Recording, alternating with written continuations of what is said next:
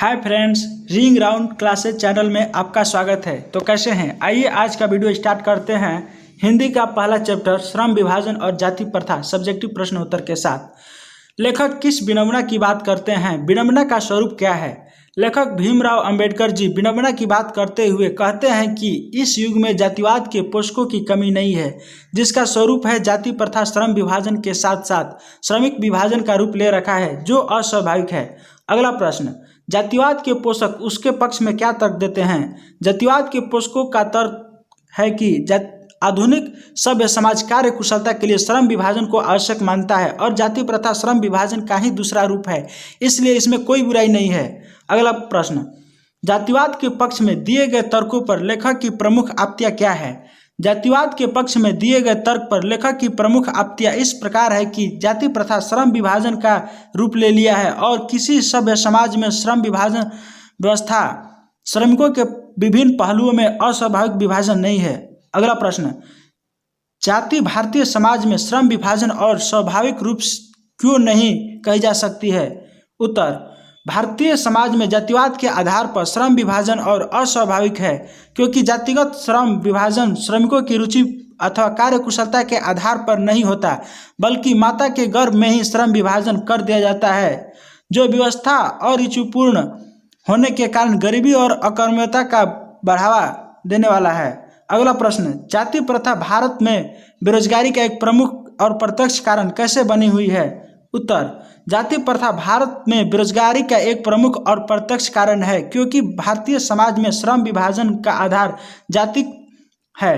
चाहे श्रमिक कार्य कुशल हो या नहीं, उस कार्य में रुचि रखता हो या नहीं। इस प्रकार हम कह सकते हैं कि श्रमिकों कार्य करने में दिल लगे न दिमाग लगे, कोई कार्य कुशलता पूर्वक कैसे कर सकता है? यही कारण है कि भारत में जाति प्रथा बेरोजगारी का प्रत्यक्ष और प्रमुख कारण बना हुआ है। अगला प्रश्न, लेखक आज के उद्योगों में गरीबी और उत्पीड़न से भी बड़ी समस्या किसे मानते हैं और क्यों?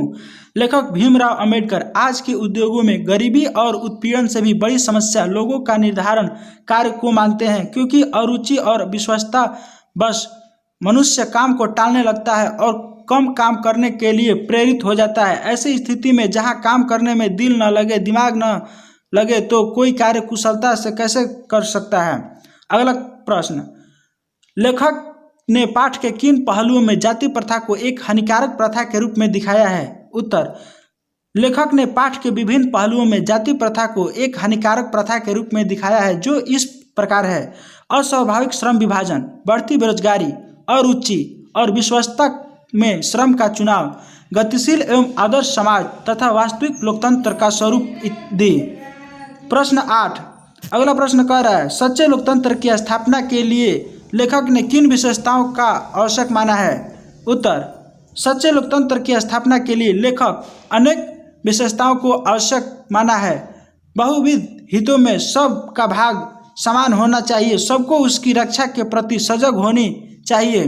तात्पर्य है कि हमें समाज में दूध और पानी के मिश्रण की तरह भाईचारे की भावना होनी चाहिए। हमें साथियों के प्रति श्रद्धा और सम्मान होनी चाहिए। जिस तरह दूध में पानी मिल जाने पर नहीं अलग अलग दिखता, उसी तरह हमारे भी व्यवहार ऐसा होना चाहिए, भाईचारा की अलग अलग न दिखे। श्रम विभाजन और जाति प्रथा पाठ का सारांश लिखें। आज के युग में जाति प्रथा की वकालत सबसे बड़ी विडंबना है। ये लोग तर्क देते हैं कि जाति प्रथा श्रम विभाजन का ही रूप है। ऐसे लोग भूल जाते हैं कि श्रम विभाजन श्रमिक विभाजन नहीं है। श्रम विभाजन निस्संदेह आधुनिक युग की आवश्यकता है, श्रम विभाजन नहीं। जाति प्रथा श्रमिकों को अस्वाभाविक विभाजन और इसमें उच्च नीच का भेद करती है। वस्तुतः जाति प्रथा को श्रम विभाजन नहीं माना जा सकता, क्योंकि श्रम विभाजन मनुष्य की रुचि पर होता है, जबकि जाति प्रथा मनुष्य के जन्मना पेशा थोप देती है। मनुष्य की रुचि अरुचि इसमें कोई मायने नहीं रखती। ऐसी हालत में व्यक्ति अपना काम टालू ढंग से करता है, न कुशलता आती है न श्रेष्ठ उत्पादन होता है। चूंकि व्यवसाय में उच्च नीच होता है, अतः जरूरी है पेशा बदलने का विकल्प। चूंकि जाति प्रथा में पेशा बदलने की गुंजाइश नहीं है, इसलिए यह प्रथा गरीबी और उत्पीड़न तथा बेरोजगारी को जन्म देती है। भारत में गरीबी और बेरोजगारी के मूल में जाति प्रथा ही है। अतः स्पष्ट है कि हमारा समाज आदर्श समाज नहीं है। आदर्श समाज में बहुविध हितों में सबका भाग होता है। इसमें आवाज संपर्क के अनेक साधन व अवसर उपलब्ध होते हैं। लोग दूध पानी की तरह हिले मिले रहते हैं, इसी का नाम लोकतंत्र है। लोकतंत्र मूल रूप से सामूहिक जीवनचर्या को सम्मिलित अनुभवों के आदान प्रदान का।